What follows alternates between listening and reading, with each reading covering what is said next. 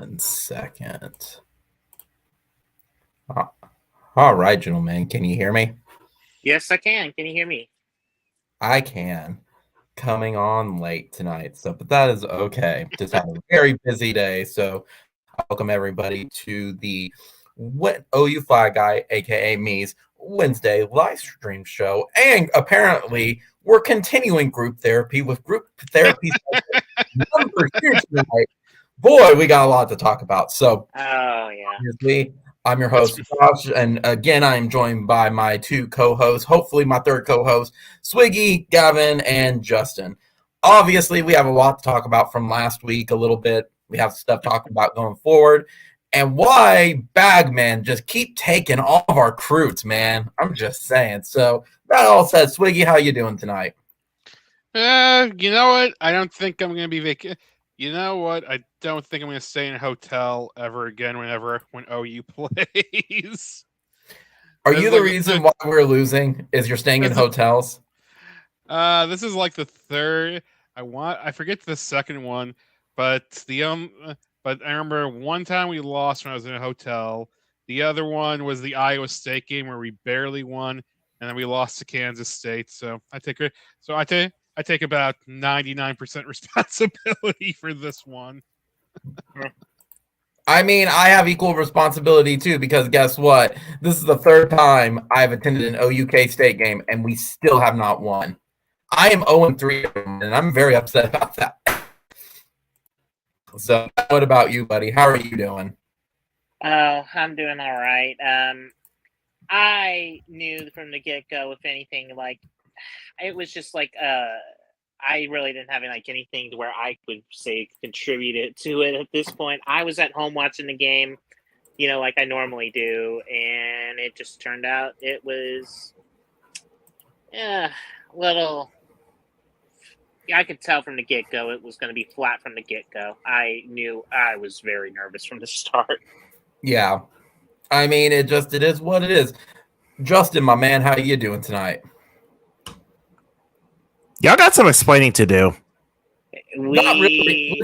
Wait, which part? Which part of explaining? Do you want to talk about the Kansas State loss? Do you want to talk about how we lost out on our number 1 recruit because A&M swooped in the last hour, literally, and offered him approximately what I've heard $1 million? Like, where do you want to start? Well, I don't know about anything about the lost recruit part, but I want more explanation about the game because I actually watched it. I was like, it felt like for a while that. I came in, I heard Gavin say y'all came out flat for a while. When I was watching the game, it seems like y'all only sorts of offense for a while was like deep balls to that Mims guy and Gabriel running the football. Well, we'll get to that. We will get to that, Justin, because I have some final thoughts I want to say on it too. But Justin, just know I told it to Swiggy and Gavin. And welcome everybody to the live stream chat as well. I see everyone starting to pile in. So welcome. Throw into the comments if you have any final thoughts about the K-State game before we move on to TCU, as well as are you upset with David Hicks betraying us? I'm just letting you know. Are you upset that a 17-year-old betrayed our team? Anyway, but we'll get to that, Justin. But just know it was not as painful for you as it was for me, because that is now the 3rd time I've gone and witnessed OU lose to Kansas State. I am 0-3, my dude. Oh, you were there. Oh, I was there. Yeah, I'm not happy that I was there. Here's a thought. Maybe don't attend the game then. No. You take the wins and the losses together. That would make me a fair weather fan, and I don't do that crap. Hey, still better than me. I was surrounded by Arkansas and Aggie fans over the weekend. I'll take the Arkansas fans. I can't stand the Aggies. Anyway, it was fun. It was interesting at the very least. And aren't y'all about to play like TCU next or something? Mm-hmm. Yeah. Oh boy. Oh, to be fair, and Swiggy can credit me to it because we talked about it. I think that was the night that Sean couldn't attend. And first off, I do want to start off with that as well. Make sure to keep people in your thoughts down in Florida. Hopefully the hurricane is nowhere near as bad as what its strength rating is. I'm hoping, but you never know. But Sean is down, my co-host. If y'all don't know, obviously, Oni Kuno, he's my co-host for Sundays. He lives in the Orlando area, so he's not near the coast or anything, but you never know how bad it could get or how long the sustained winds or everything are. Swiggy, do we actually have an update on the hurricane and like anything going on with it? I mean, it's outside of it being a Cat 3 now. it's made landfall in Florida. It's and it's essentially it is where it is. It's hitting. It looks like Fort Myers is taking the worst of it at this point. Yeah, it was a massive eye wall, and it was there for. I mean, that's a massive storm surge at that point. And Yeah. hopefully people are staying safe, because just never swim in the water. Never swim in the water. You don't know what's in it.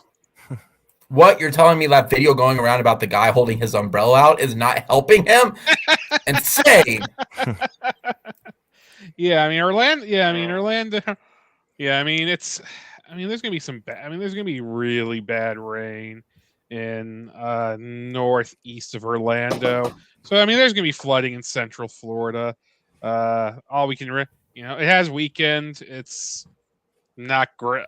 The only thing we can say at this point is it's not great, but I've never really known an almost Category 5 hurricane to end up doing well. At least it seems to be moving at a more decent pace than we've seen for some of them in the past. So not fast enough, but it's still, To be fair, remember too, you get the signs when you start seeing everything like literally happening. So like Cat 1, there's not going to be probably any birds around. Category 2, there's going to be rain. Mm-hmm. Category 3, the Publix hurricane cakes start to appear. Category 4, Jim Cantor is obviously live and in charge and getting hit. And I'm so sorry that he did, getting hit by tree branches now. And then Category 5, when the Waffle House goes to red and it closes, shit is hitting the fan. Even Disneyland's like, nope. No, I did laugh. To be fair, I saw a joke with someone dragging a giant pineapple behind them, and like, man, it's going to be bad when SpongeBob's leaving, jumping ship. Who is in the pineapple under the sea? SpongeBob. Anyway, but yeah, so hopefully keep him in your thoughts. Hopefully it's just like rain and they don't lose electricity for too long or anything like that. I think it's supposed to be maybe 1 by the time that hits. But that all being said, let's jump into our question of the day as we are exercising our demons today in group therapy session 2. So, question of the day, to remind all the viewers who have not ever tuned into us or returning, I ask them a question of the day and they do not know what I'm going to ask. So they have to answer it very quickly on the spot. So the question of the day is, excluding basically playoff or semifinal or championship games, what is the single, well, you can include those because I guess I'm not saying plays. What is the single worst game you have ever attended and wish you could change the outcome of? And I'm starting because I'm very bitter about this one. It is OU Texas Tech 2011 because it ended our like 38 or 39 home game winning streak. That was miserable. There was a rain delay. That was not fun. Streaks are meant to be broken. I hated that we lost. I think it was like to a 5-7 dang Texas Tech team. Yeah, it was 41-38. Yeah, against Tommy Tuberville. I hate Tommy Tuberville, among other reasons, but I hate Tommy Tuberville. My other one would be the game I regret going to still is that Army game we had in Norman. Stupid Army, but even though we won, that was just pain. Justin, what about let's go with you tonight, buddy. Worst game you've ever attended that you wish you could change the outcome from? Well, I think I'm going back to when I was in college. Granted, I went to University of Tennessee in Martin. I did a internship for the University of Memphis athletic department. I actually was helped with game day operations. It was this one game back, I think it was like 2011, 2012. They were playing against Temple. They were getting blown out at home. That's back when they had Paxton Lynch. It was his freshman year where he honestly kind of sucked. Pretty much. Basically, if people saw how bad he was in the NFL, that's basically what we had out of Paxton in his freshman year. Specifically, why it was bad, because not only was the game a blowout, but the operation got so bad that Memphis threw a pick 6 in that game, and Temple, after Temple scored a touchdown, fireworks went off. So that's it was bad. That was bad. Oh, that's the worst. I'm sorry.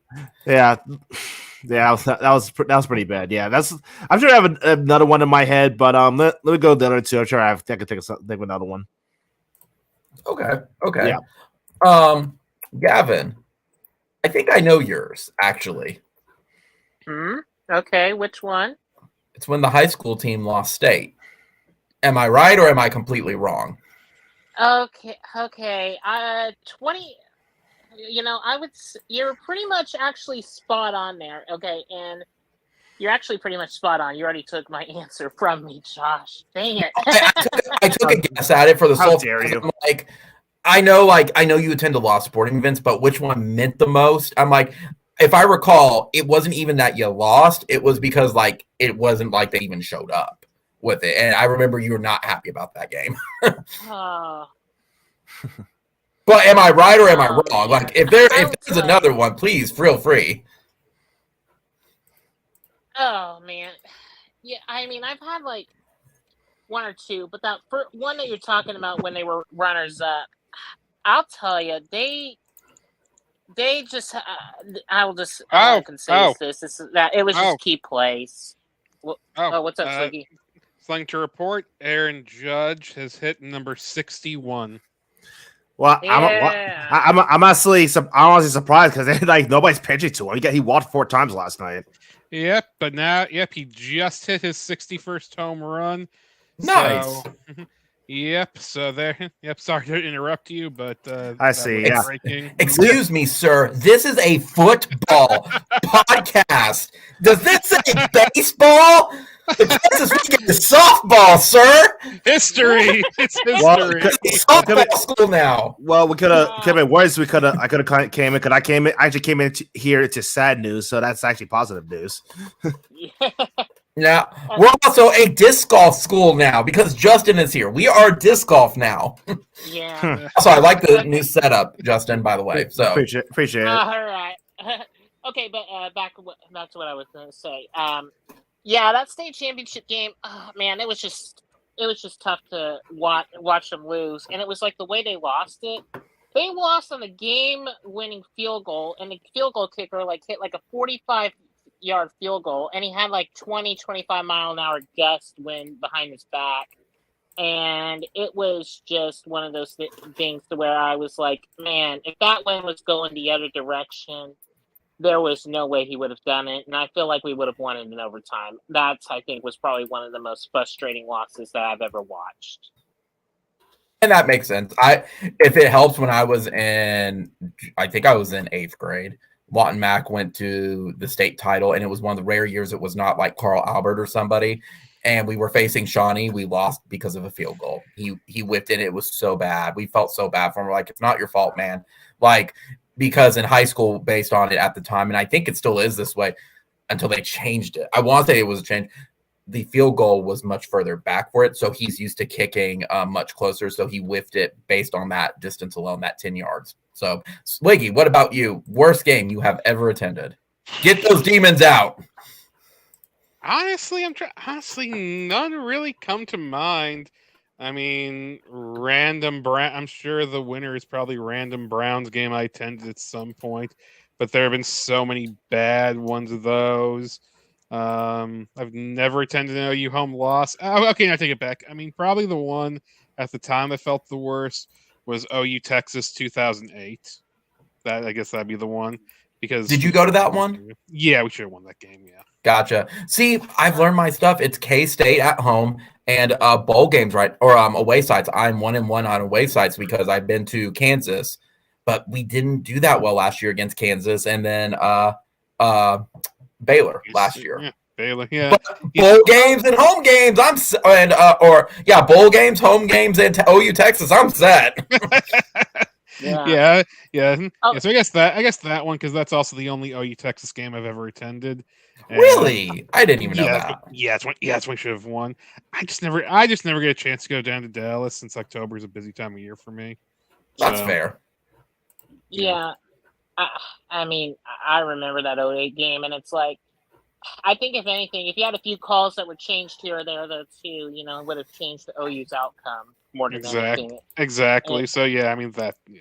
So that's but it also that was a good game. It just did not swing in OU's direction. It is what it is with it. That's the nature of OU Texas. So, but yeah, so let's jump right into just kind of recapping. So obviously, we'll get to the big story with it that OU lost. They dropped all the way down to number 18.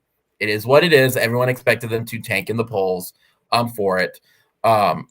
If for those of you all watching who don't know, OU lost to Kansas State 34-41. They just didn't show up. I mean, they didn't put forth the effort, and Brent Venables called them out for it. 41-34. I'm sorry, I got to correct you on the score. What did I say? You said 34-31. Oh, 41. Yeah, 34-41. So, but yeah, and then of course today with the news of the Bagmen interfering, we lost out on the number 1 defensive lineman in the 2023 class. David Hicks chose Texas A&M, which everyone is very kind of upset about because this is someone he's built relationships with Todd Bates, and it seemed like pretty much within the last maybe 3 days it changed, and he was just bringing OU for a loop. Rumor is there was a lot of money dropped. So, but that it's legal. That's the game right now. You don't have to like it, but until the NCAA does anything, that's the game, and that means OU's got to open up the checkbooks. So, but yeah, to answer your question, Justin, what happened with the K-State game literally was they could not get out of their own way. They had 10 false starts. 10 false starts. I'm looking at the stats right now. Go ahead, keep talking. They had 10 false starts. They were very, very, I think they were like 3 out of 10 on like third downs. Yeah. They defense could not stop the long ball. They were like 3rd and 16. And honestly, they did not take into account Adrian Martinez running. He ran and was not in the game plan at all. What did you want? 21 carries for 148 yards? Well, before but you have to understand with him, before he didn't do that. There was no record of him ever doing that because he's a terrible quarterback. Yeah. This is really the first time they let him run. I'm not kidding on that. Like even Nebraska's going, where the hell was this guy? Yeah, I mean, it's unfortunate because when something like that happens, you have to be able to redo your entire defensive game plan on the fly, which is hard to do. Which is sometimes, that's why even going back against Georgia had that great defense, and Tua was able to start carving them up because they had prepared for Jalen Hurts. They weren't prepared for Tua. It's why a lot of quarterbacks making their first 2 or 3 starts do really great, and then when defenses kind of figure them out, it gets harder for them. But Martinez doing that was a surprise, and unfortunately, we're the ones who had to try and come up with it on the fly. And we still should have been able to come up with something. But there's a greater challenge in that than if they, hey, everyone has a plan until they get punched in the mouth. So. Oh yeah, and that's the big thing that people got to keep in mind is there is no game plan. And to your credit, Swiggy, Brent Venables, again, I mentioned it earlier in this stream already, called out the players and said if they put forth the effort, they could have adjusted because that is Venables' entire scheme. He runs multiple defensive sets. And it takes time to learn. But if you do that, you are very versatile on the field. We've seen that with Clemson's defense. These players did not want to do that. And we saw the what happened. They looked lost. They didn't know what position. They were never be set. Stop the ball, nothing.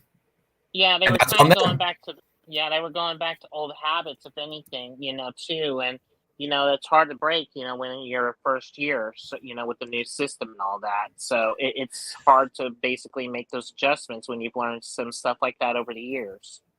Yeah, but to be fair, yes, some of it is still, you have some of the core guys that are still left over from Benedict Briskett's reign.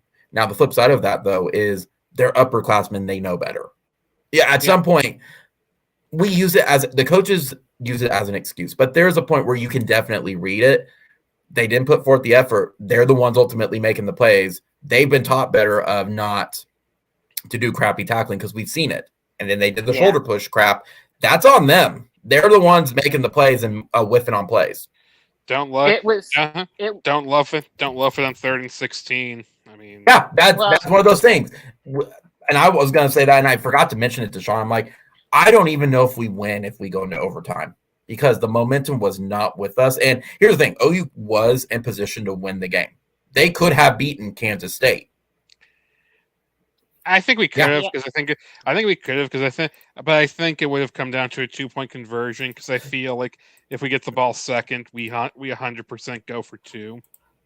And let's make it clear. And this is the big thing too, Justin, is both sides. What they did first off, opposite of what they did against Nebraska. They played almost a flawless game against Nebraska. They played almost a flawless game with mistakes. They didn't do anything right, but they still had a chance. You could see the talent and stuff on it. The big issue, though, is both sides are equally at fault, but the defense didn't show up. Nope. The offense, I mean, we can criticize, like, Dylan missed 2 wide open shots, and he's missing guys left and right that are open and just on one-on-one with their safeties. But the offense scored points, and let's be honest, 34 points should be enough to win a game. And I agree. I'm like, yes, at home, that should be enough. Defense whiffed a lot. They gave up a ton of third downs, and I even mentioned this with Sean. And even in my pregame video, third downs are a huge deal with Kansas State. They can't get off or they can't stay on the field. That's going to be the key maker. And guess what happened? They kept them on the field and they scored. Can't do anything about that. Yeah. I mean, like, and I'm just going to say this. That O-line for Kansas State was probably more physical and more demanding than I've seen, like, some of the other O-lines that I've seen, this week and everything. So, besides Martinez, I got to give credit to a lot of that offensive line in Kansas State because they came in with that gritty, blue-collar style, that we've seen over the years. And it's like how I said, it was going to be a gritty battle. Something to add to that with the O-line. And here's the thing. It's a factor, but it's not what lost us the game. Okay. I want to make that clear because it's going to sound whiny. But if you look where Deuce Vaughn was running, he mostly went to the right side.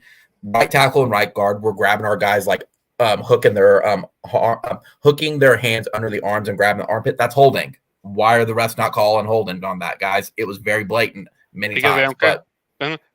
Because it's the Seattle Seahawks theory. If you hold every single time, they're not going to call it every single time. Exactly. So, unfortunately, it is what it is. But again, that is one factor out of a million. Justin, to get an idea how bad it is that game was, so our scoreboard is like the second biggest scoreboard in the Big 12. It will probably be like the third when we go to SEC. It's huge. Our PA guy was causing our players to get false starts because he kept adding stuff on at the end. And we're like, bro, what are you doing? Now, mind you, I am a full-on hater of up-tempo offense. Everyone should know me by now. I hate up-tempo. It's a 2-minute thing. That's at best. It's not an offense thing. It's a disadvantage of the offense and the defense. Now, that being said, if you're going to use it, the PA guy can't interrupt you when you're making your counts of boomer. Oh, false start because I decided to add on a boomer at the end. Like, bro, like, what are you doing? They even went to him and asked him, our offensive coordinator, Levy, your players were mentioning this was throwing them off, and they said, oh, we're handling this internally. They knew he messed up. Yeah. And now someone did not go, dude, stop it. Like, during the game, I don't know. It was death by 1,000 cuts. Because no one knows where the PA guy lives. Ooh, maybe he. Isn't this? I've been to a few games and all that and everything too, but I have never heard from anything in the history that they decide to end boomer, on a first down. That is something we've just never done in the first place. It's new. They started doing that last year, and I get it. And here's the thing. Someone thought it was a really good idea, but just didn't think it through what might happen. So yeah, I'm sorry, but it's like, if anything, look, if you would do it after a touchdown or something like that, I know we have the lights and all that, but I would rather do it after a touchdown instead of it after a first down. Because honestly, with the way offenses are now these days, to where everything's done by pace and tempo, it would make more sense doing it that way, if anything, because then you're not having to deal with these mental mistakes, that are going on with all this. Maybe he's a Texas Tech double agent. You never know. Well, it's also too like I think you're the one who mentioned it. It's like, at some point, though, it is what it is. I forgot what I was gonna say, but it's on them. They still have that's part of that thing. Adding the boomerang. Oh, I remember what it was. They're trying to get the crowd engaged, and I get that, but at some point, they're trying too hard. Like, just let it happen naturally. Like the lights against Kent State, that was great. It happened naturally. Here, it felt so forced and corporate. Now it was like the opposite. It was like them trying to force jump around. It was fun during the Texas Tech. Don't do it any other time. So it's just, it is what it is. And yeah. So Gavin, though, any final thoughts on the K-State game? Let's close this up and never talk about this game again. But what's your final thoughts? Oh, I said it before. I've said it again. We got to get better on discipline. That's my biggest takeaway, if anything. Because it's hard to get two teams. It's hard when you... Oh, I was going to follow up with that. Do you think that's due to bad habits from the old regime, or do you think it's just them not putting forth the effort, like Venable said, or do you think it's a combination of both? I think it's a little bit of a combination of both. And remember, one game, Morris, I think this was like his second start, I think, and he, in that false start when we were on that 4th and 1 and like him and Braden Willis were on there and everything, Morris jumped, which caused Willis to jump and everything. And we just kind of was like, we just couldn't get out of our own shadow. I feel like, we should have beaten K-State, but, it's hard when you're basically putting yourself behind the 8 ball because of your own mental mistakes. Correct. And that adds up. And I mean, I'm going to be honest, and I know it's going to be an unpopular opinion, or maybe it's a popular at this point. I don't know. But I think at the third false start, you pull Chris Murray. You got to bench him. A lot of people said you don't want to take the confidence away. Bro, he's killing it. You can't have 3 false starts, killing drives. Pull him. Put someone else in. There's better players who are not going to make those mistakes. So, Swiggy, what about you? Any final thoughts to close this book on K-State? My final thoughts are that Wildcats are not to be trusted. Oh, man. Yeah. Especially purple cats. Yeah, yep. I'm just not gonna trust. I just don't trust Wildcats anymore. That's fair. I'm okay with that. Oh yeah, and I agree, John. Chris Murray played a absolute horrible game, but they all of them played a horrible game. I'll get back to that trivia in a sec. All of them played a horrible game at that point. So like nobody, I would say the exception to the rule is Eric Gray. Eric Gray is finally showing up. Hey, kudos to him. All of y'all know I've been a heavy criticizer of Eric Gray. Kudos for him for showing up for it, but all of them played a horrible game. And I would even go as far as say our safeties. They didn't even play that well, but that's because they didn't throw the ball that much. Justin, any final thoughts? Because you watched the K-State game. Any final thoughts on it as well? I didn't learn till recently that they apparently have had y'all's numbers for a couple of years. Is that correct? Yep. Yes. We've lost the last 3 out of 4. And I attended 2 of them, and it just upsets me. It upsets me greatly. Even though that Martinez guy's not very good. Again, if he's doing plays they've never seen before, and you've never seen him in his entire career, it is what it is. I could use the same thing like Trevor Knight against Alabama. He never played like that again.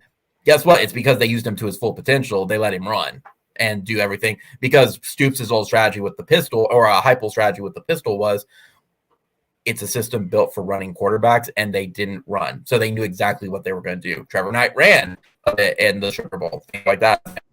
Here, they ran Martinez. They were not expecting that, and those gaps were open all day.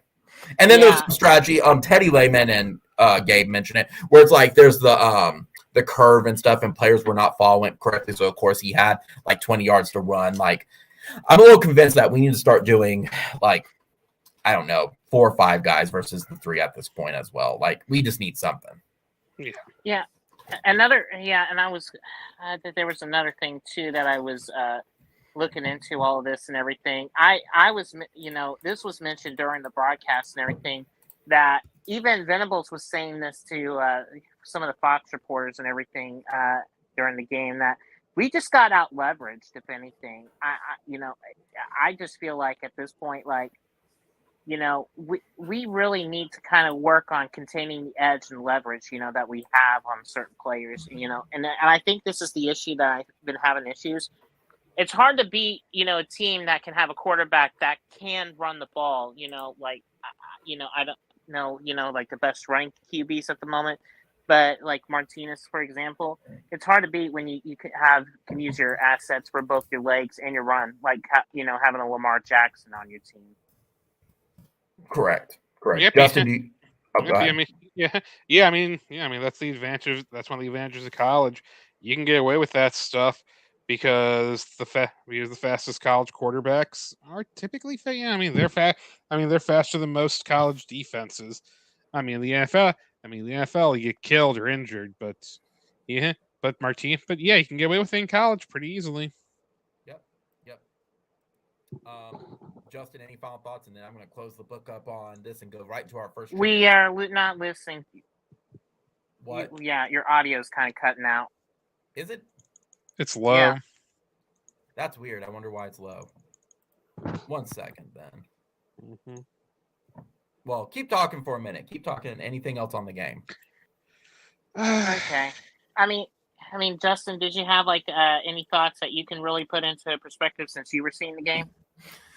I will say it's kind of hard to believe that the Kansas State team that I saw in this game was the same team the week prior only put up 10 points against Tulane in the membrane. So they must have really worked hard on those new plays that the Sooners had never seen before. It kind of looked like the defense got fooled time and time again, and honestly left me kind of puzzled because I felt like at times before the game, the little bits I've seen of y'all this year, that y'all's defense has usually been pretty locked in, but something it's college stuff.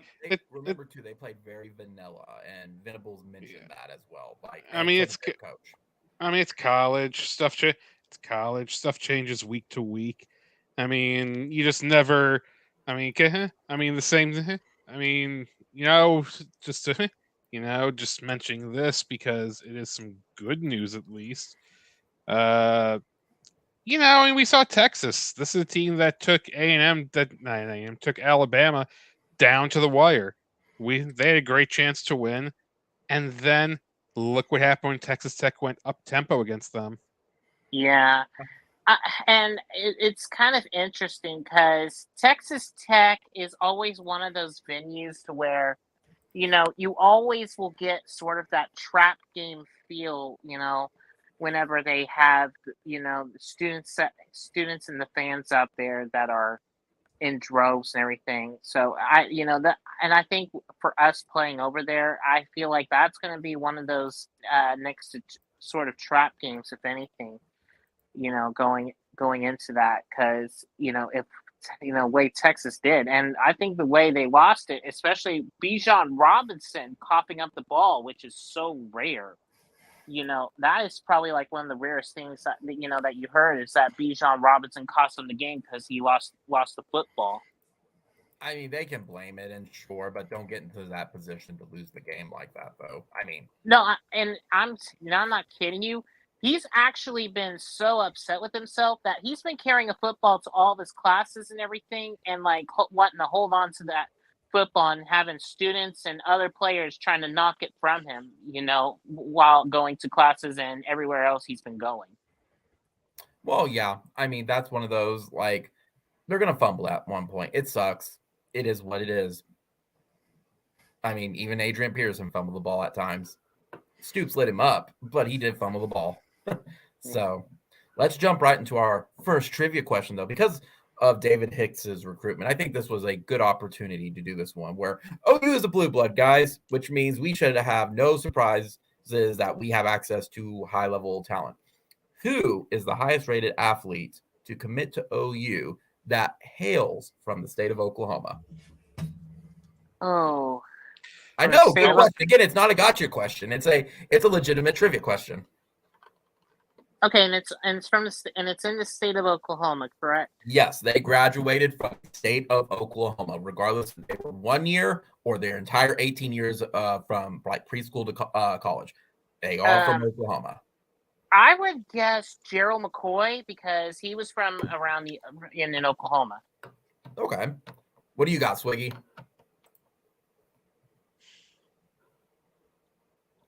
Swiggy.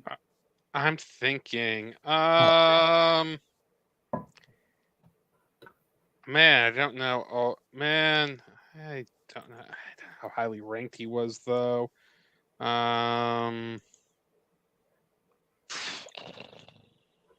Just take a guess. You know what? Just for it, I'm going to guess.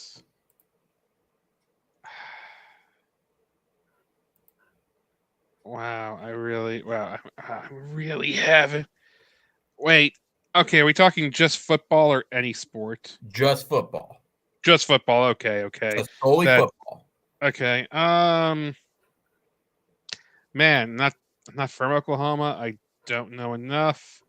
We'll take someone you know from the team. Yeah, I'll go. I'm just gonna pick. I'm just gonna say Leroy Selman, but I don't think that's right. Leroy's from Oklahoma. That's a good pick too. Justin, Yeah. What about you? There's plenty of NFL guys from Oklahoma. So is there anybody that you would guess? We've got Joe McCoy and Leroy Selman. Boy, I don't know many of the NFL players that played in Oklahoma. except for Baker and Adrian Pearson. Well, no, they're originally from Texas. We're talking about who actually, were born and raised and played in the state of Oklahoma from high yeah, school. I ain't gonna know that. Take a random guess. Just take one. Even if they're not, just take a random guess. You never know. Just name a player, really? Yeah, just name a player. You never know. Otherwise, I'm just gonna skip you. Yeah, just skip me. I don't know who. I have no idea who to even guess. Well, then, Gavin, pat yourself on the back. It was Gerald McCoy. Now, Yeah. Follow up. I want to see how much you know. Do you know what high school he graduated from? Oh man, if I had to guess, I'm thinking he went to Marshall. I think I knew he was in the Oklahoma City area. It was either John Marshall or I don't want to say it's not Ardmore or anything. Maybe I think it starts with an M for some weird reason. Not no. close there. No, it's here. You're right, Oklahoma City area, but it's actually southeast. Oh, you said southeast. Oh, yeah. The funny thing is that I've never heard southeast has been good, ever since Gerald left. So yeah. So that kind of was what threw me off. Yeah, I mean, there was also too, like, honestly, I think the highest. I was trying to remember. There was Ryan Broyles, of course. There was Leroy Selman, of course. But apparently, Joe McCoy was a high one. Jamal Brown, he was from Lawton Mac. I mean, we have a couple studs from Oklahoma that were very highly recruited, but Joe McCoy beat them all out. I think you don't forget Jermaine Gresham, though. Jermaine Gresham too. Yeah, there's plenty of Bradford, Jason White. Like, there's plenty of Oklahoma guys. It's just who's the star with it, and it was Joe McCoy. I want to say, when you take out everybody, so like Caleb was the number one, period. Him and Adrian Peterson are like the highest rated ever for Oklahoma. But with I think Gerald was like number 7 or number 8. It's been a while since I did the actual trivia questions down, but I think it's number 7, number 8. But yeah. Joe McCoy. So that all said, let's jump right in, guys. Let's jump in and talk about our upcoming game, because whether people like it or not, we can gripe about it, we can moan about it, we cannot change the score. We got our butts whipped by Kansas State, but you still have 8 more games to play. And we have a game upcoming this weekend against the TCU Horned Frogs down in Fort Worth. So, recap again. Oklahoma lost 34-41 against Kansas State. We dropped 12 spots in the AP poll, while TCU won 42-34 against SMU. Looking over the stats, I want to give everyone kind of a big picture. Nationally, Oklahoma is on total offense. We're surprisingly still number 7 in total offense. We are up from number 18 from last week with this through 4 games. TCU is number 9. They're pretty much neck and neck at this point. OU scores about 40 points per game. TCU scores 46.3. Even total nationally, our defense, we are at the 62nd ranked highest defense. TCU is 68th. So we're kind of neck and neck right there. When you delve even a little bit further, our run offense, we rush the ball. We're number 12 rushing team in the nation. TCU is number 21. Passing, TCU is number 20. Oklahoma is number 34. You can start seeing a trend. We're within almost 5 spots of each other at this point. Run defense is kind of now we're going to start, though, delving a little bit. Run defense, nationally, TCU has the 30th best run defense in the nation. Okay, let's talk about that because OU has the 86th. We can't stop the run right now. That was mostly because of that last game where they just ran all over us at this point. But the flip side of it is, while we can't stop the run, TCU cannot stop the pass because Oklahoma is about 46-47, depending on where you're looking for pass defense. TCU is number 107. They can't stop the pass at all. So really, to me, what it's going to come down to is our skill players between both on the offense and the defensive side. If you take a look at each side, though, offensively, I'm going to be honest. It's going to ruffle feathers, and I know people aren't going to like this. I think that Max Duggan is better than Dylan Gabriel. When you look at the stats, when you look at just what they've done, who they've done it against, I think Max is a better solid quarterback. They're both the same consistent ones. Dylan, to me, his ability is he can run and he doesn't throw interceptions. Guess what? Max doesn't either. Neither of them have thrown an interception this year. The issue, though, is Dylan, when he throws the ball, a long ball, he just can't see them in one-on-one spots, and he doesn't know how to throw it away. I say this, and I stick by it. He's a great value Landry Jones, and I stand by that.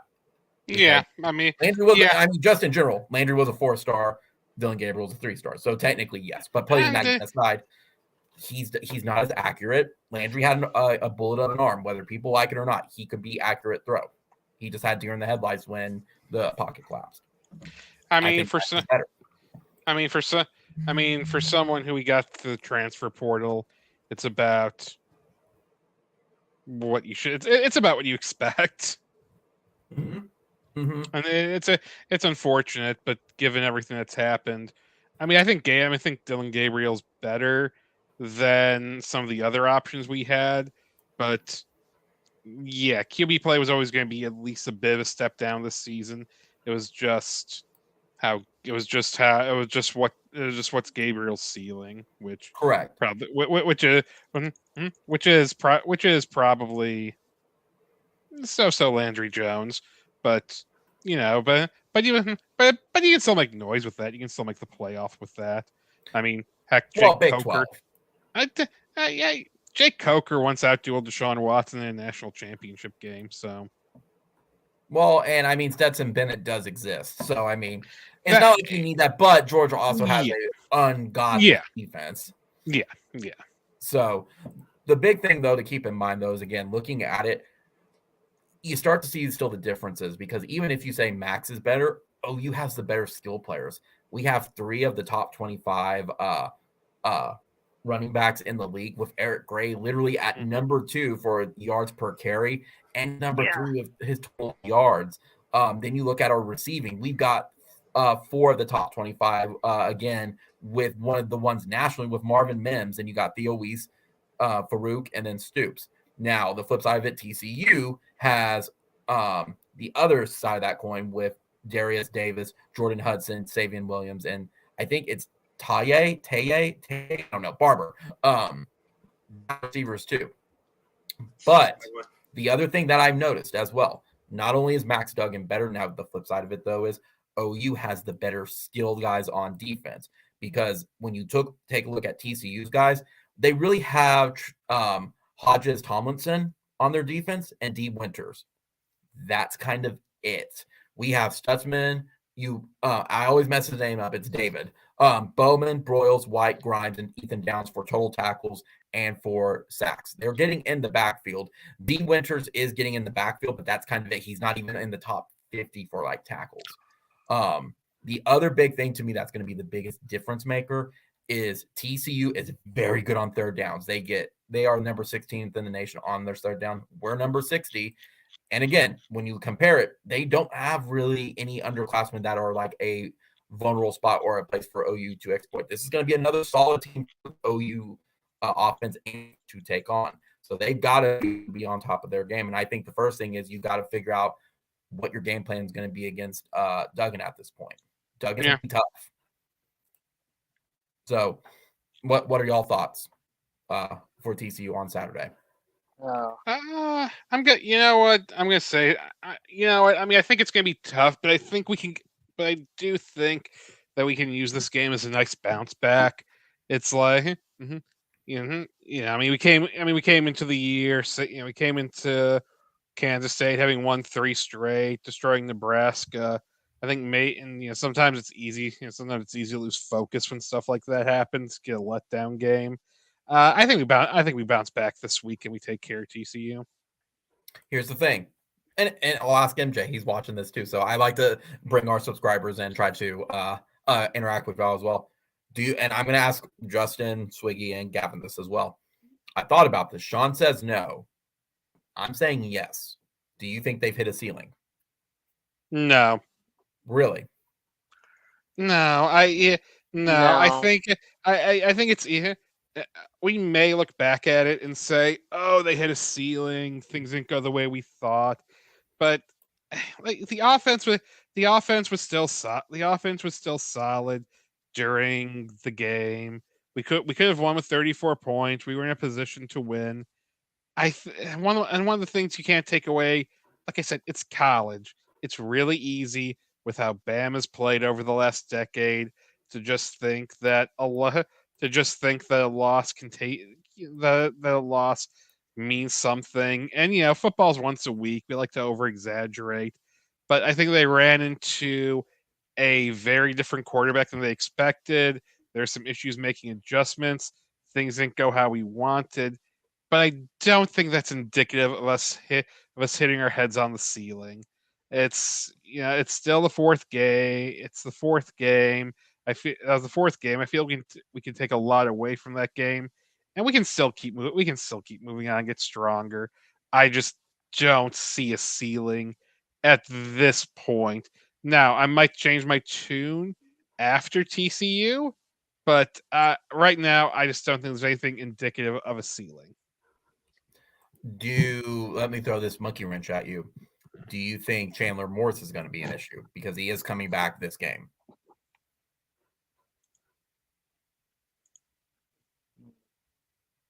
Could be, but could be. But we said could be. But that's one of the things you just have to kind of. Well, TCU. Yeah, at the end of the day, though, we're still facing TCU with the same. TCU is still facing some of the general problems that we are too. It's a sign. They fired Gary. Things were left a little bit more bare at TCU than here. And this is Sonny Dykes' first year, so it's not like we're facing a really experienced, well-entrenched coach. I think it could be a problem. Hopefully we've learned it. Hopefully we picked up enough from Adrian Martinez last week that we can make good adjustments. What do you think one of the keys of the game is going to be then at this point for OU against TCU? Because this isn't an away game. You're coming off a loss, and Texas is the following week. Getting off the field on third down. You're going to give up some third downs. But we can't be giving up third down and long. Like third down and 2, I care about, but those happen. You want to stop them, but you can give up a few of those. You can't be giving up third. You can't be giving up 3rd and 8, 3rd and 16. Get off the field and get the defense a rest. Yeah, just got to win first down every time. That's just what you need to do is just got to win first down. I'm going to add in too, because it has been an issue. They got to clean up those penalties, man. That's got to be a major number one, and that's got to be driven in. I don't think we even have to speak it. It has to be done. They can't keep having these killer drives, as we mentioned. That's going to make them lose against better teams. And look what happened. They lost against better team. I personally think that they have to exploit TCU's pass defense. Yes. We have absolutely the skill players with Marvin Mims, Weiss, and Farouk, and we have Stoops as a surprise factor in there because it always seems like he gets some passes and he's always there for it, but they keep forgetting about him. I think that's a big factor in this, and I think you got to utilize that.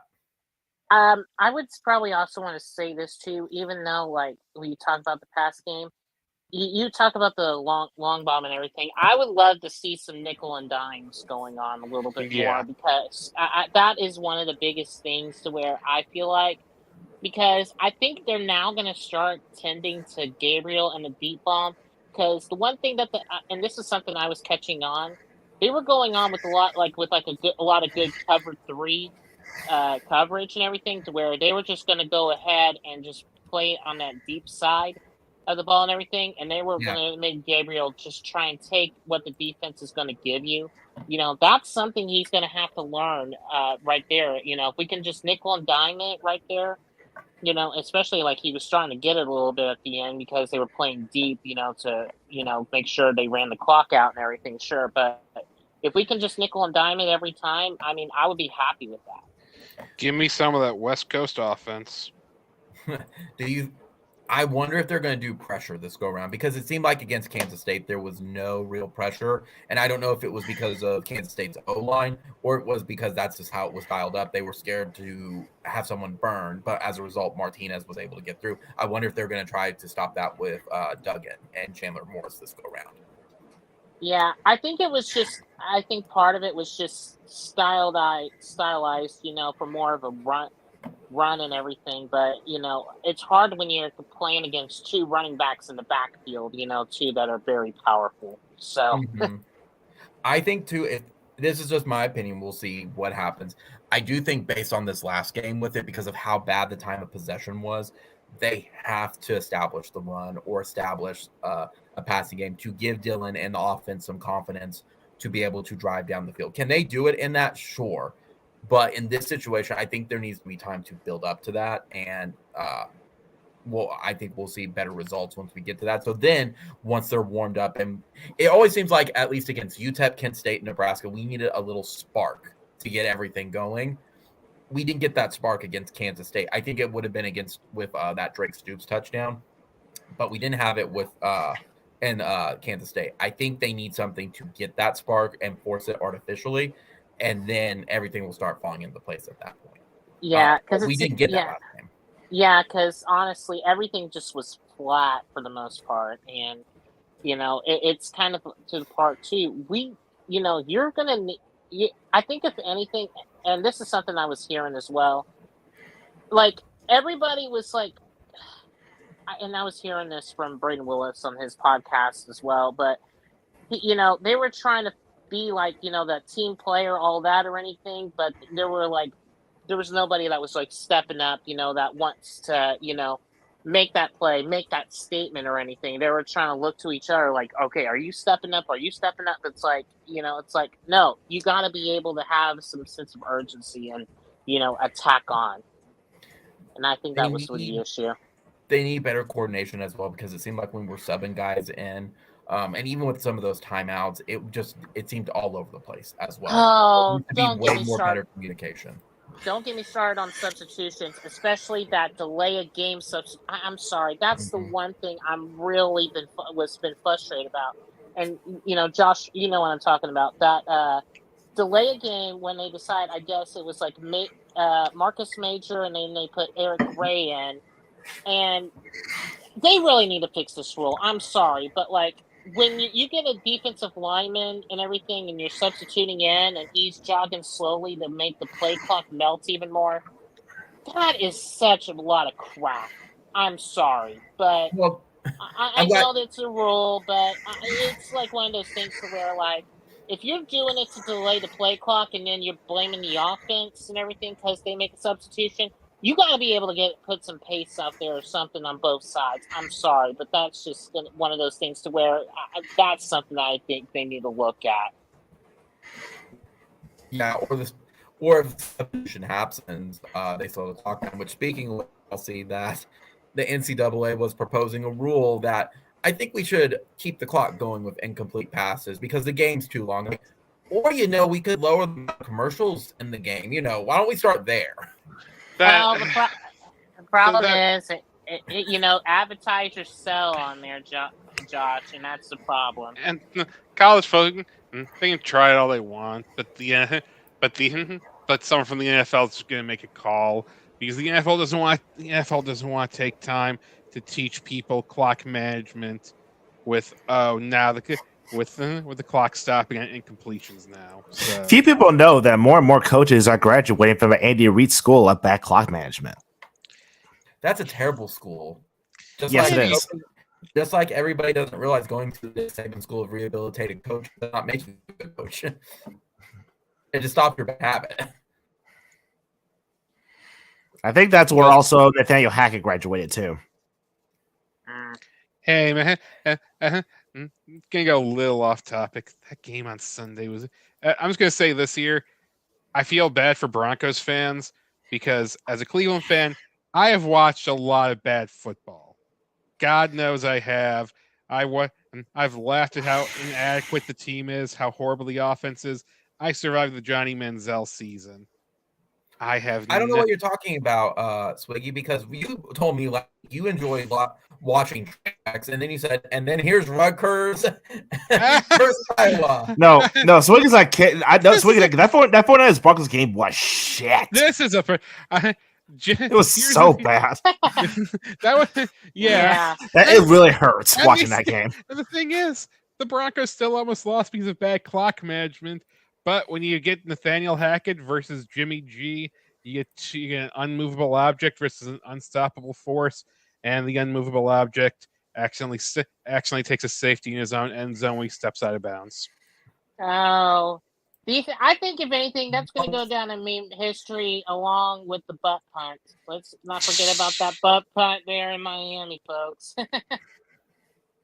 The joke that will never end, the butt punt. Once it happens. That Denver game was a struggle.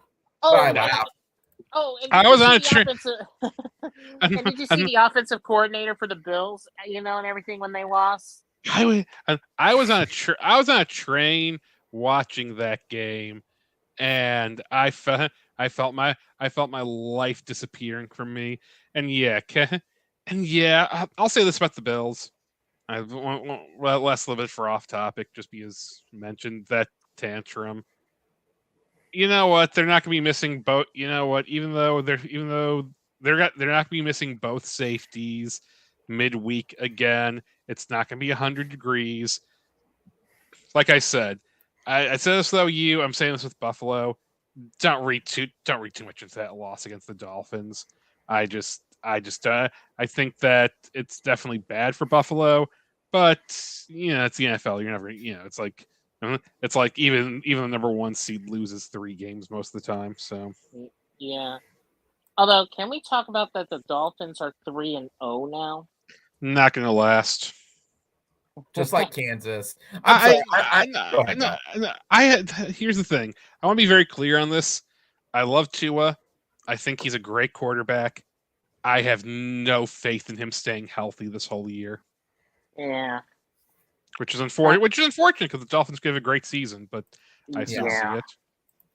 Well, and that's kind of the big thing. It's just like them saying, like, "Oh, look who's in the league right now. It's Kansas." It's week 4. Like, I get it. Y'all are trolling, but yeah. Yes, Joe. Question for the 3 of y'all. Okay. Let me ask you this. Swiggy will probably test this more. I think he even probably knows NFL the most out of all of us. But after watching that K-State Oklahoma game, were any of y'all nearly as pissed as that Buffalo offensive coordinator that pretty much destroyed his tablet? I wasn't that pissed because it wasn't. If it had been like super last second or some kind of like that. If it had been a pick 6, I might have destroyed something. But I mean, that 59-yard run was kind of almost a pick 6. Almost, but yeah. I wasn't. I mean, I was more frustrated, and I will say this, and I, was watching the game and everything. It was like, can we not at least put a spy on him or something at least? I mean, come on, it's like, And that's what's so frustrating. Yeah. I'm like, I think that was the thing. It was more frustrating game where I just want to escape that game and never speak of that game again. well, that was my goal, and unfortunately, when we lost, it's kind of like, yeah, it's disappointing, but I was just in some ways prepared enough for it. I'm not. Yeah. I wasn't destroying anything because I was just like, ugh. Well, and to answer Justin's question too Mhm. with it, my buddy went with me, and I feel bad because at the end I took him to a game we lost, and I hate doing that. But he's like, "You're taking this cool." I'm like, at the end of the day, it's a sport. It's one I'm invested in. Absolutely. I have other hobbies. Like, it's just a sport at the end of the day. And when you lose to Texas Tech and Baylor, there's nothing that can affect you after that at that point. It's like, it is what it is. Like, it's I blame Bama for this. It's not necessarily Saban's fault, but football's hard. Football is a very week to week sport. It's very match oriented. I've said it before. It's a reason why. I mean, look at it this way: Georgia had to have 2 cracks at Bama to beat them. It's just that's just the way football is. Like, look at the NFL and how things. Look at the NFL and how things operate. All of us thought the AFC West was going to be some amazing division this year. Raiders are 0-3, and the Chargers team is currently on life support. Things just don't. That's one way to put it. Things just don't work out the way you think, and you know what?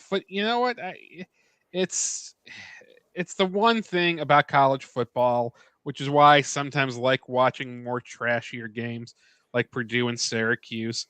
I like being able to just relax and watch. Just watch a single game that's fun, because it's so easy to get so wrapped up in, oh, we need to go undefeated, we need to do this, we need to do this. When for most of football, that's going undefeated is really hard, and it's just not. It's just not realistic. I mean, it's kind of like if everyone started to say, "Oh, the standard for softball should be Sooner softball the last 2 years." It's just not realistic to have happen. Stuff's gonna happen. But one more thing I do have to say about that crappy 49ers Broncos game. Honestly, I would rather rewatch that freaking South Dakota State Iowa game and watch that game again. Wherever that game was, it was 7-6 with no touchdowns. Ugh. Yeah. I mean, 7-3, no touchdowns. Yeah. I'm about to say, it's so much so I think Michigan might be on upset week against Iowa, but only because Michigan will probably put them to sleep. I mean, I will probably put them asleep. Or laugh them into a coma. It's so damn boring. Because it's so boring. Well, and here's the thing, and this is something that we'll have to look at, too, because you're bringing this up with Michigan, Iowa. They're both heavy run teams. So, if anything, it's going to be a battle of whose line's going to, beat out. Now, I think, if anything, Michigan has a lot more talent than Iowa, but can they go ahead and get, use that talent and skill to beat Iowa? That's the main question. Because Iowa's defense has always been a very, very solid and all that, and being played in Iowa City is, no easy feat. I mean, and I'm kind of just say this because Iowa usually does pretty good, on their home turf. So yeah, kind of like when they beat Penn State last year, but their quarterback got hurt last year, I believe, in that game. Yeah, that's and that will happen and everything, but and I think if anything too, they got but I also think there's one edge that most people might not take into consideration though too is that they got a little bit more better quarterback play at Michigan. Okay, that's right. Sean Clifford. Okay, I'm sorry, I didn't remember his name. Yeah. I mean, it's just, it's just, I don't know. I mean, we'll see. It's Michigan. We'll see. I mean, no one. I mean, honestly, no team looks like they could be unbeatable this year. Bama's offense looks good, but this isn't. I hate to praise Mac Jones, but this isn't the Mac Jones offense that Bama was running a few years ago, where it looked unstoppable. Bama's offense doesn't seem to have a guy. Their defense is still fantastic. They still have guys there, and that might be enough to carry them. And the offense might be good enough, but they just don't. But there's just not the same explosive playmakers you expect. Something to add in really fast, and then we'll move into our final segment. It was something I wanted to mention earlier, and this was going to be brought up with the David Hicks stuff anyway.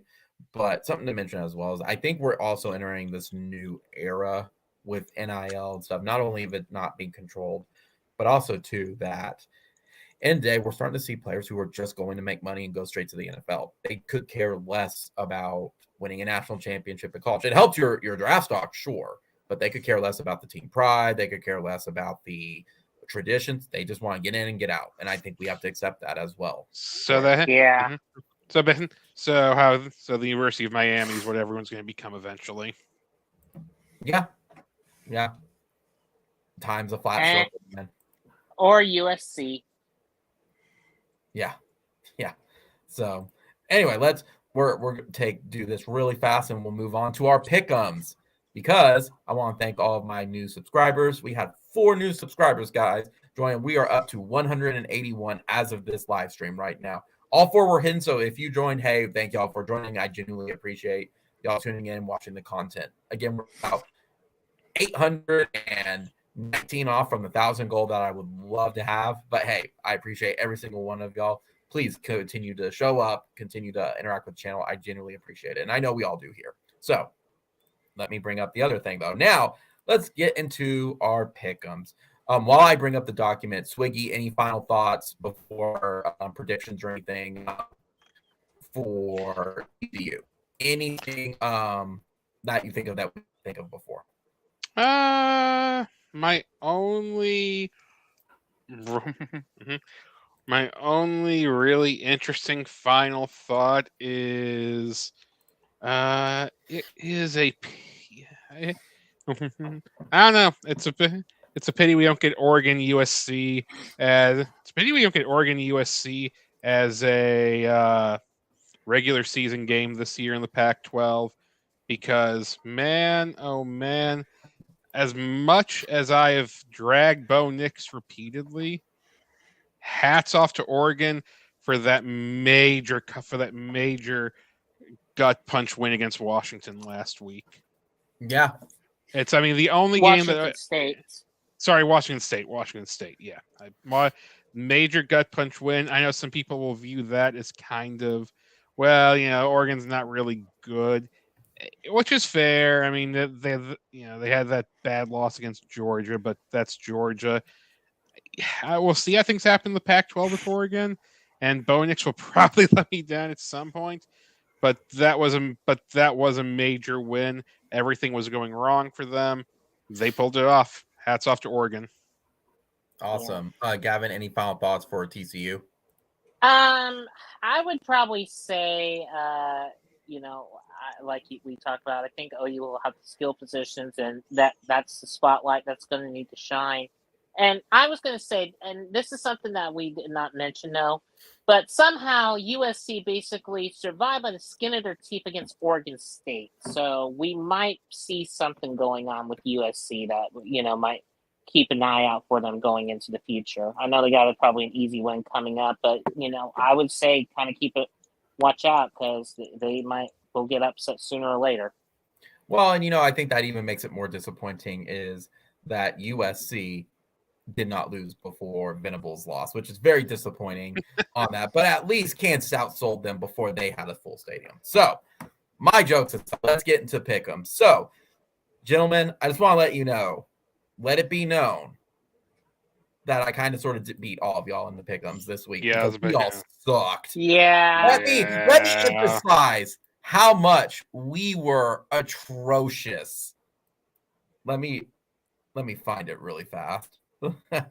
Well, all I gotta say is when you're right 52% of the time, you're wrong 48% of the time. Boy, were we wrong 48. We were wrong 48% of the time. So here we go. So yeah, we stunk. We absolutely stunk on our pick'ems last week. I never got the FCS one, so we don't have to worry about that one. But we were all Wrong on the OU game, obviously. I was the only one who had faith in Kansas to cover the spread. Let it be known, Rock Chalk Jayhawk Josh was right. But we all stunk it up on Arizona and Cal. Cal just fell apart. Yeah. You were so close, Swiggy. You did not have faith in the Gophers. The Gophers, man. I just really thought that'd be a bounce back win, and that team, this looks like such rebuilding year for Michigan State. I didn't think they'd win the Big. I didn't think they could win the Big Ten, but it's a bit worse than I thought. So. Absolutely. Same thing with Michigan. Michigan, we missed out on the spread on it because they had a little trouble with the Terrapins, and Tennessee almost found a way to crap their pants and lose to Florida. That's a lesson not to trust Florida. At this point, Billy Napier is just playing, she's gambling on everything, going for every fourth down because he has to. Mm-hmm. Florida going forward is a dangerous team. They're a dangerous team. But you know what does make me happy is I am at least picking good games for y'all where it's very spread of like, we don't know who's going to be. So Andrew, Justin, y'all scored 0-6 last week, did not get a single game right. Gavin, you got one game right with Minnesota covering the spread against Michigan State. And I got two right with Rock Chalk, Jayhawk, and Minnesota. But that's only week 4 because we have to move on to week 5. And you know what? Okay. I picked good ones out for week 5 again. Got some good ones. So let me share my screen again. Bring up week 5 of NCAA college football. We've got 6 games. Obviously, we have the OU game, but we've got some very, very good matchups. We've got number 10, North Carolina State at number 5, Clemson, Hurricanes and all. We've got number 4, Michigan. These guys are brutal to pick. Bro, I picked good games out. We've got number 4. I'm about to go 6 again. At Iowa. We've got number 22, Wake Forest, at number 23, Florida State. Number 7, Kentucky, at number 14, Ole Miss. Number 9, Oklahoma State, at number 16, Baylor. And your number 18, Oklahoma Sooners at TCU. So, obviously, the Clemson and the North Carolina is the college game day, and Michigan and Iowa is the big noon. So let's start with Clemson and North Carolina. That is a game played at Clemson. Clemson is favored at 6.5, and it will be a 7:30 kick at night, barring any hurricane stuff. Andrew, who do you got for me in this one? We start with you. I don't really trust Clemson. I still don't think their offense is that good, but I hate the rest of the ACC even more than Clemson. Clemson to cover.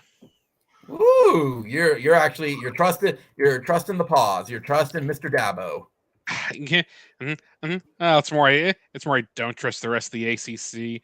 But if there's one thing Clemson's been good at under Dabo, it's been taking care of business against the ACC.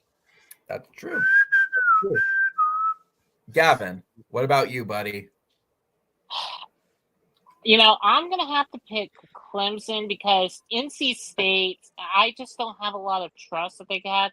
Because remember, NC State, this is the same NC State team that struggled against East Carolina. So I would probably go ahead and pick Clemson, and I think Clemson will cover as well. Okay. Justin, you are next. I'll also say Clemson wins and they cover. Like what Swiggy said, they've taken care of business against the ACC. The ACC is honestly pretty down this year, from what I understand. Yep, you're not wrong. I'm also hold up. This year? Do you mean this decade? Sure. I will also take Clemson, and I actually mirrored Gavin and Andrew your thoughts. They struggled so far early season. It doesn't look like they've gotten better. Miami's in the ACC, right? Huh? Is Miami in the ACC? Yes. The same Miami that lost to TSU. Yes. Yeah. I agree with you that Clemson does not have an offense, but that defense is still stout, even without Venables being there. And they do take care of business against the ACC, regardless of how silly they look at times. Give me the 6.5. Next up, we've got Michigan at Iowa. Michigan is favored by 10.5, and it is a 12 p.m. Eastern kickoff. Gavin, who do you got for me? I think Michigan wins, but I think Iowa covers. Really, any particular reason for Iowa? The thing is that we saw some kinks in the armor with Michigan's offense and everything. I think they'll do just enough to win, but I just think it's going to be, what is it, a 2 touchdown, 12 points, or is that what it is? 10.5. 10.5. I think it's going to be, at least a touchdown or a field goal difference. That's going to be the difference in that game. Okay. Justin, who do you got for me in this one, Michigan or Iowa? I'll also take Michigan, and I'll second what Gavin says. I think Michigan wins, but they do not cover because as y'all mentioned, Michigan's offense has been kind of suspect, and Iowa does have a really good defense as boring as their offense is. They still have a solid defense. I also think it'll be a low scoring game. Okay. Swiggy. Oh no, it's me. No, it's me. I will also take Michigan, but I think Michigan will cover because I don't think Iowa will be able to actually score enough points to keep up with Michigan. As much as we can dog on Michigan's opponents and how weak their non-conference has been, they have put up points, and all they need is 10 points. I don't think Iowa has the good enough points to do that, or has the skill players to keep up with Michigan. Andrew, who are you feeling? Yeah, I'm going with you too. I think Michigan wins. I think Michigan wins and Michigan covers.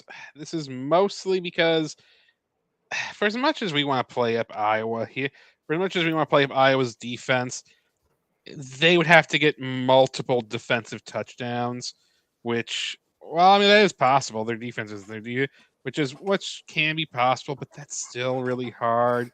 I just don't feel any sort of confidence in Iowa's offense. So Michigan covers. And not forget too, Iowa struggled against Iowa State. Yeah. It's kind of true.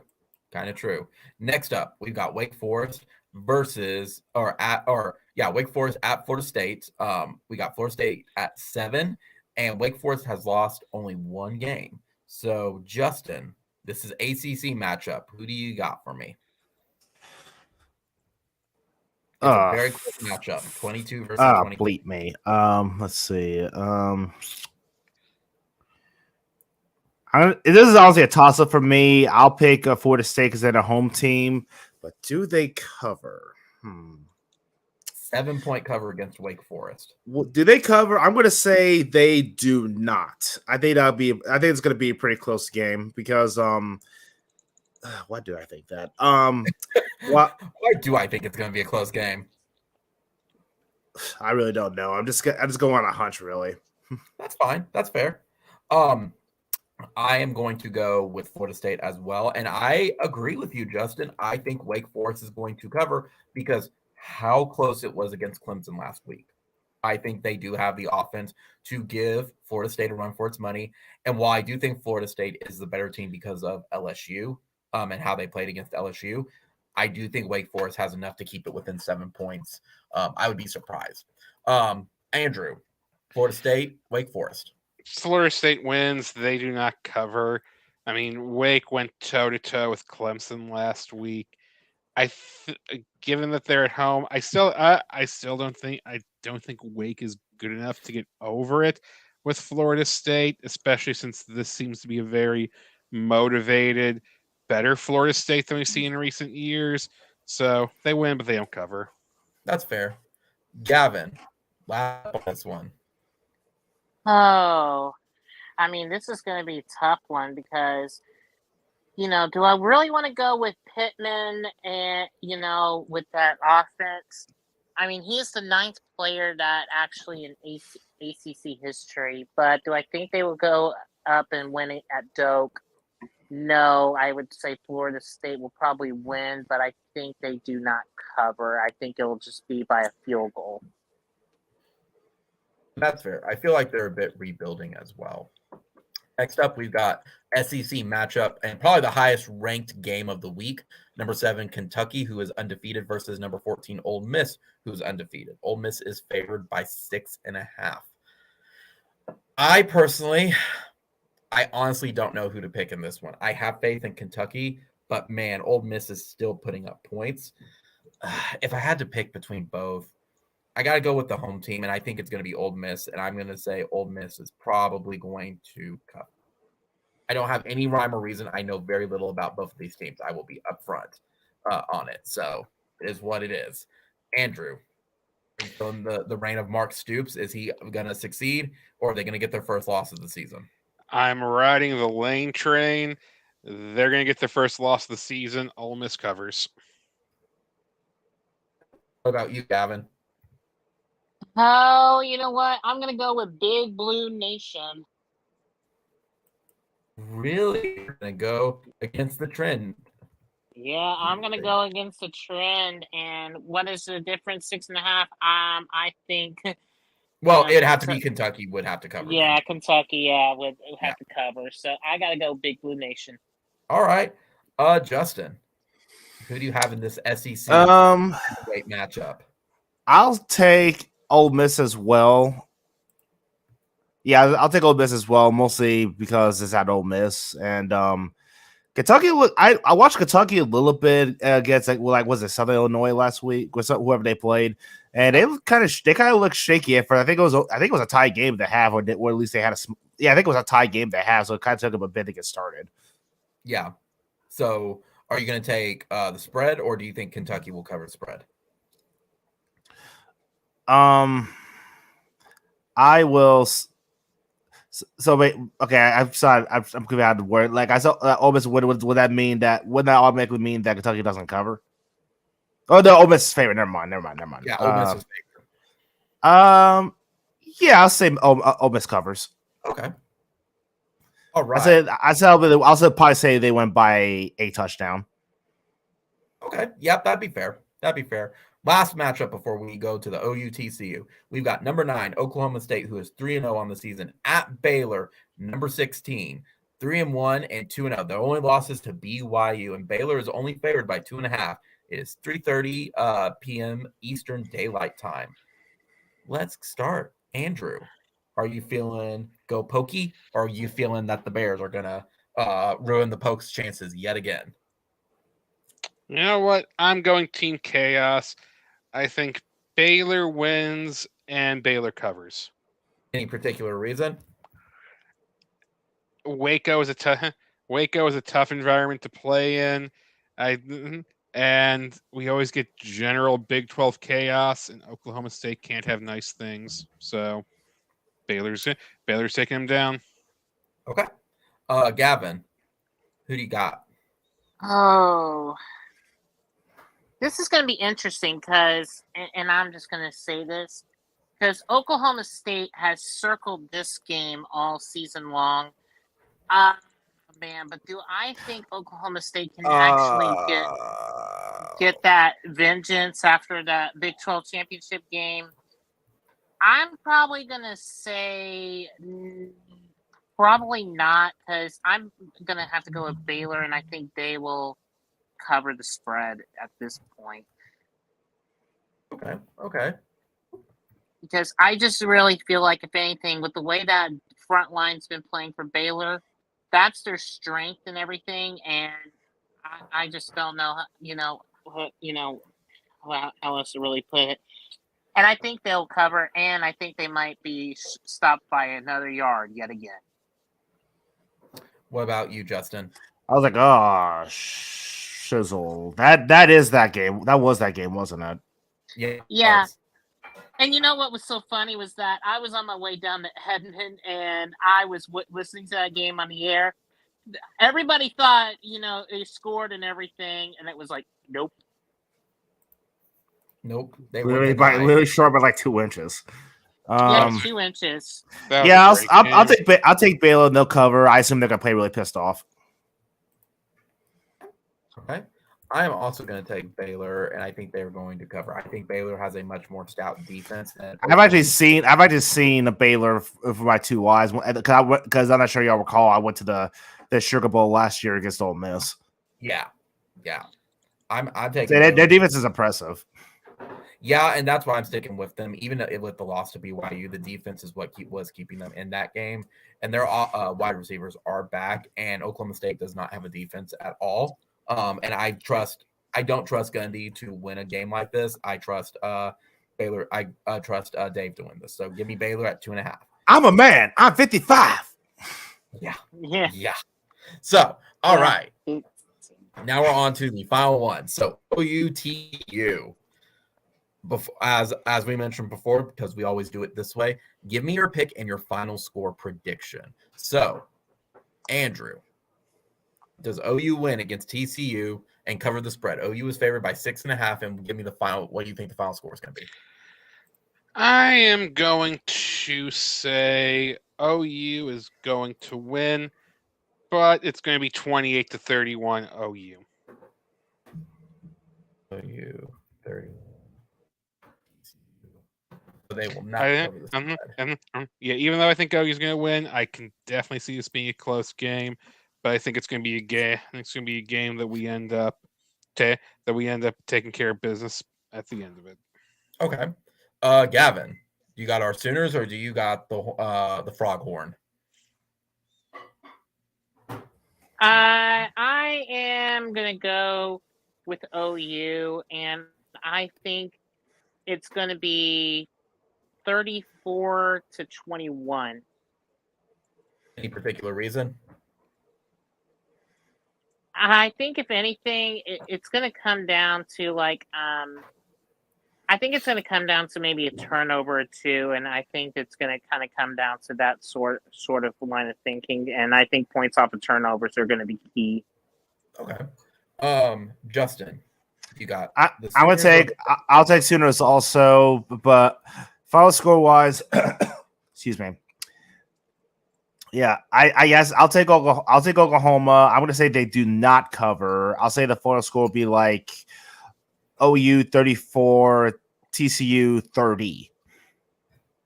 Okay. I'll be honest, gentlemen. I have gone back and forth between OU and TCU. I really had to have the stats laid out for me. I'm trying not to be a homer. That's the biggest part, because I think TCU is going to be just as tough. However, this team is also less talented than Kansas State is. I think OU will bounce back because they're not going to lose 2 games in a row with Venables. I'm going to take OU as well. After some hard thinking, because I probably up to like David Hicks, up to TCU up until probably tonight before I finalize. I think this is it, and I think OU is going to surprise us. I will take the spread for it, but I'll say it's going to be like OU has still 34 points, so give me 41, TCU 31. And the reason I say that too is at the end of the day, I'm still very suspect of TCU's pass rush defense. And I also don't think they have the skill players to match up against Marvin Mims, Theo Weiss, Farouk, or Drake Stoops. Same thing with the defense. They have some guys, and they have as a unit, they are good. But when you compare them to everybody else, it'd be like the K-State. If they lose, it's going to be because what's it called? If they lose, it's going to be because they just did not put effort or anything. So I think that's the big one for it. Yeah, so at this point, guys, we'll be able to wrap up. So as a reminder to everybody, OU faces TCU this week, October 1st at 11 a.m. on ABC. The Sooners begin one of 2 weeks of their road trips before they come back in about 2 weeks to face Kansas. But TCU is that first one of the game for it. So, Gavin, any final thoughts? I got nothing else. That's you. Just kind of make sure to stay for all the folks on board to stay safe down there. Absolutely. Justin, any final thoughts? None on my end. Okay. And then Andrew, any final thoughts? All I can really all I really got is I got nothing. Same thing. We'll just see how everything goes. But I do have one final thought, and then I'll let everybody go. I have to say, Andrew, you better win your fantasy this week, so that way rematch of number 1 versus number 2. next week. Hey, I actually no, that is my final Hey. thought. Jalen Hurts is the greatest fantasy quarterback ever. No, I'm disagreeing with you on that. Lamar Jackson right now has been hot right now. Lamar's gonna get hurt, and the AFC's too Are you good. kidding? Jalen can take over. Jalen can take over the NFC easy. Yeah. I mean, Except hey, both of you are me with my Buffalo quarterback Josh Allen, but it's okay. Justin is still a part of this because he faces me this week. Yeah, I mean, Yay. I've gotten back-to-back 40 points with Lamar. So if that tells you guys a little something, so watch out. Okay. Yeah, I'll watch but out. you still have. He has to keep that up, though. I mean, we remember what happened with Deshaun Watson. He's going to drop a game at some point. It's going to be a 20-point game. It could be end up being an easy game for you, Josh, because two of my guys who are in my lineup are questionable for Sunday. Kamara and Amon-Ra St. Brown are both questionable. Oh, you have Kamara on your team? Yeah, and Kamara hasn't really done much.